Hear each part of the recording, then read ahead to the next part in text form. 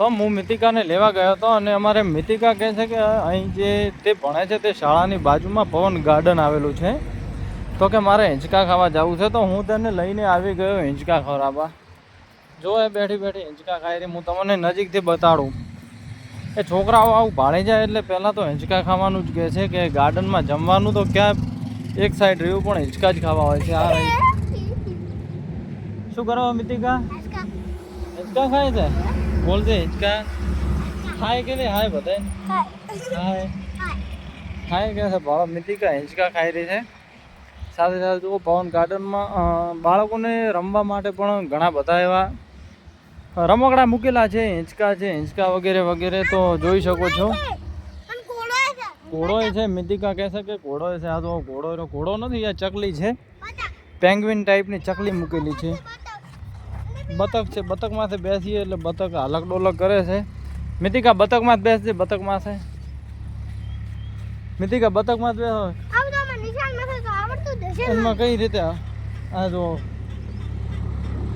બતક માથે ખાલી આવી રીતે થાય. ખાવા પીવાનું છે, ખાઈને આવીને પછી માથે બેસાય એટલે ખાવાનું બધું પાચન થઈ જાય.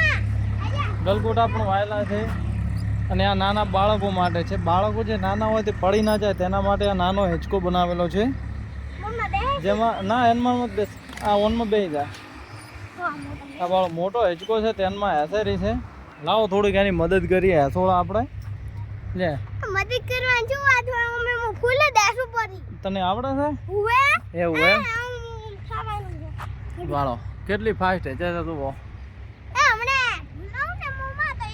પવન ગાર્ડન છે અને મોલ પણ બની રહ્યો છે. પાછળ જોઈ શકો છો કે મોલની તૈયારીઓ થઈ રહી છે અને અહીં જે ઓલો પાણીનો ફુવારો હોય છે તે પણ ગોઠવવાની તૈયારીમાં જ છે.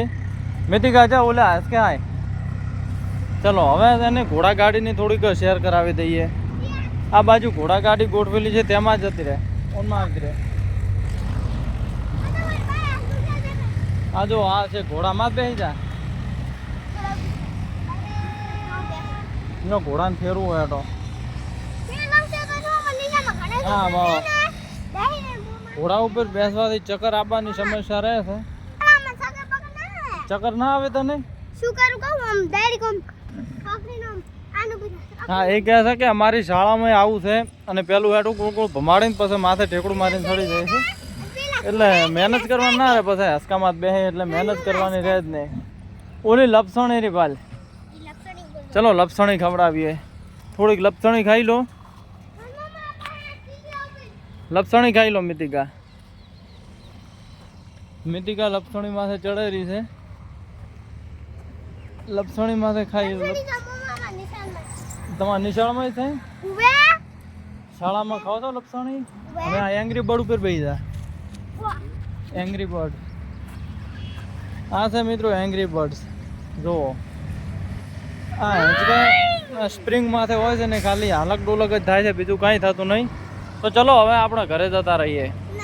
હવે મિતિકા કહે છે કે હજી ઘરે નહીં જાઉં, થોડી વાર પછી જ આવશે. તો ચાલો એને થોડાક હજી હિંચકા ખવડાવી દઈએ. અને આ છે ભાઈ પવન ગાર્ડન. જોઈ શકો છો કે નવું બનેલું છે હોટલ. હજી તૈયારીઓ થઈ જ રહી છે અને લોકોને મનોરંજનનું એક મસ્ત સ્થળ બની રહે છે, જે ગામડા વચ્ચોવચ્ચ છે એટલે ગામના લોકો પણ અહીં આવે છે બેસવા. મિતિકાને હવે થોડીક હું પણ અહીં સફર કરાવીને ઘર તરફ લઈ જવું પડે, કારણ કે 5 વાગ્યા સુધી છે ભણવાનું ચાલુ હતું. એટલે હવે તેને ઘરે લઈ જઈને થોડોક નાસ્તો કરીને પછી લખવા વાંચવા બેસાડી દઈએ. ચલો આજનો વ્લોગ અહીં પૂરો કરીએ છીએ. વ્લોગ પસંદ આવે તો લાઈક કરવાનું ભૂલશો નહીં. ધન્યવાદ.